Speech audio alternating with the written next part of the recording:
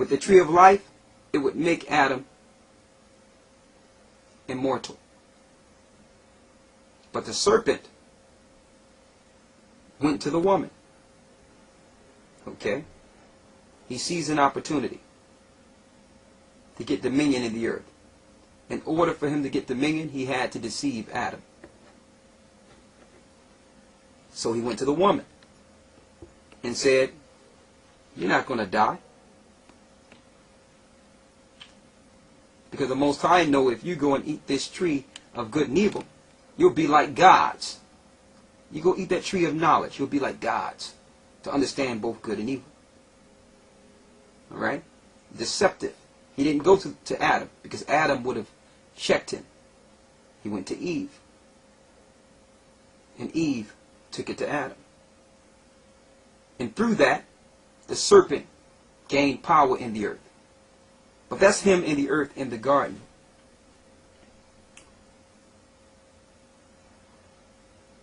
Let's go to the 15th verse.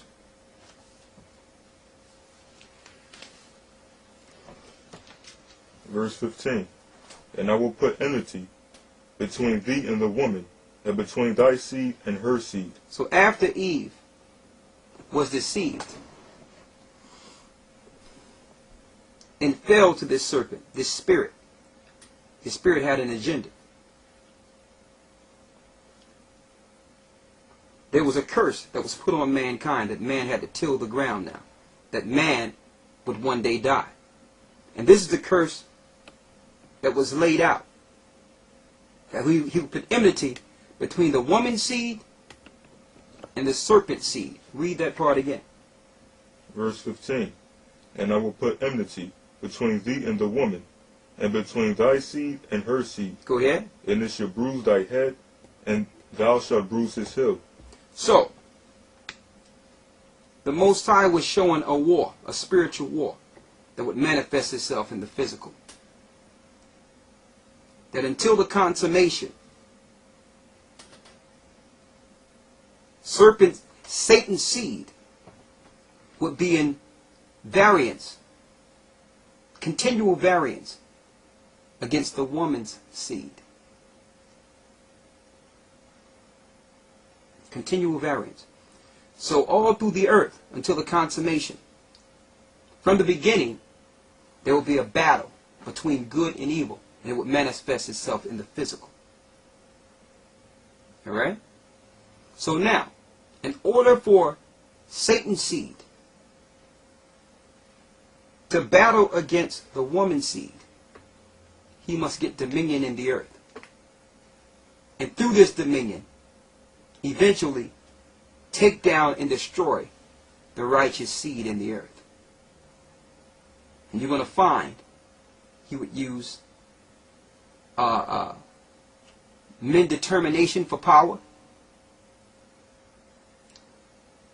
and vanity, government, and religion. You must get them through what they believe and their institution of life.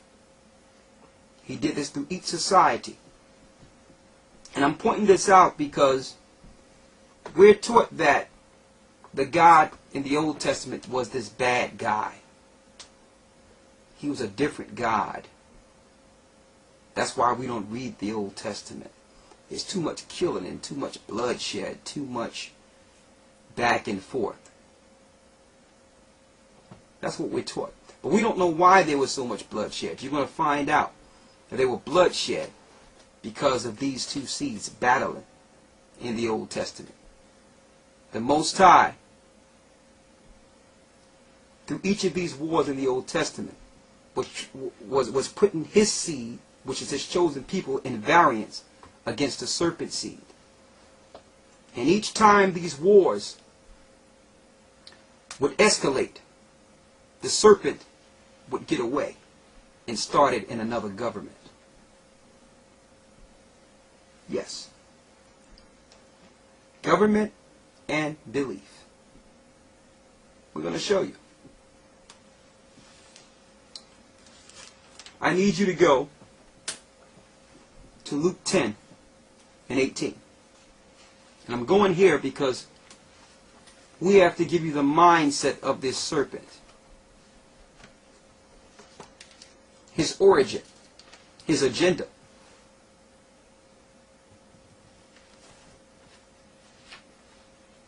Luke 10 and 18. St. Luke 10 and 18. Read. And he said unto them, I beheld Satan as a light falling from heaven. Read it again.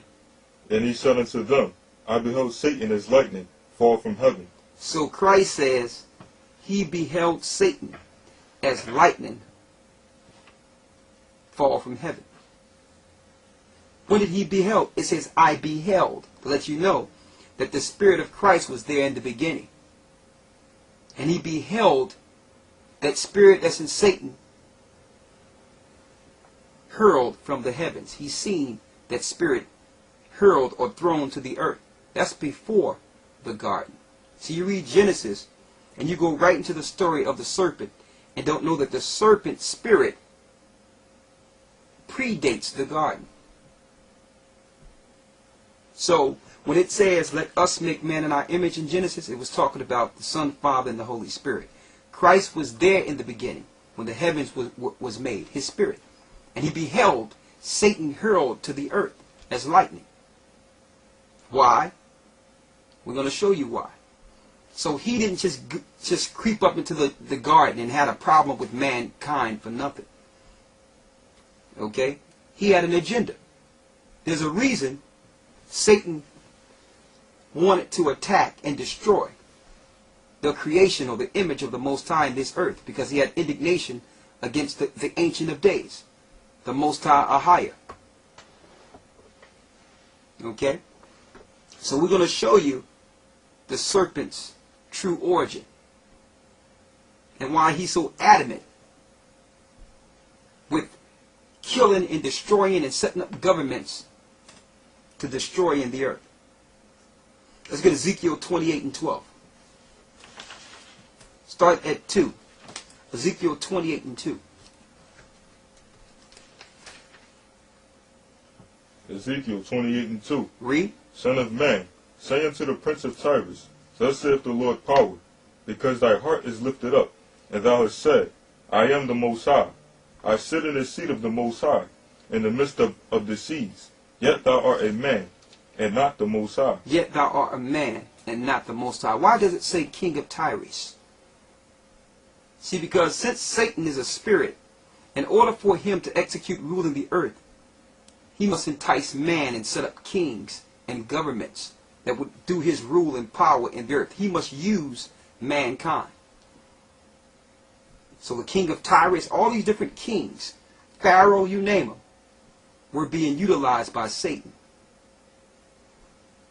Okay, and he said, and the spirit in the king Tyrus says that I am, and there's none else. So that's Satan claiming to be the Most High. The Most High name is I am. Go down to the 11th verse.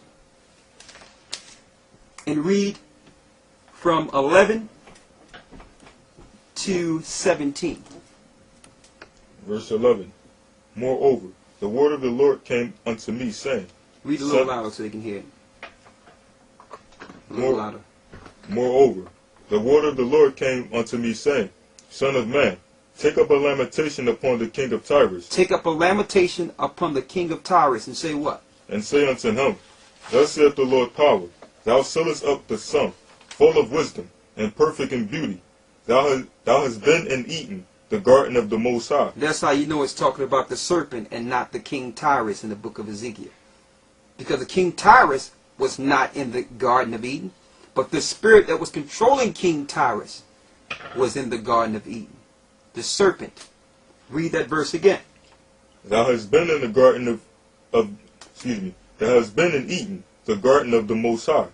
Every precious stone was thy covering, the sardius, topaz, and the diamond, the beryl, the onyx, and the jasper, the sapphire, the emerald, and the carbuncle, the gold, the workmanship of the tabrets and the pipes was prepared in thee the day that thou was created. So the day that he was created, he was covered in all these different jewelry and diamonds. Lucifer was his name.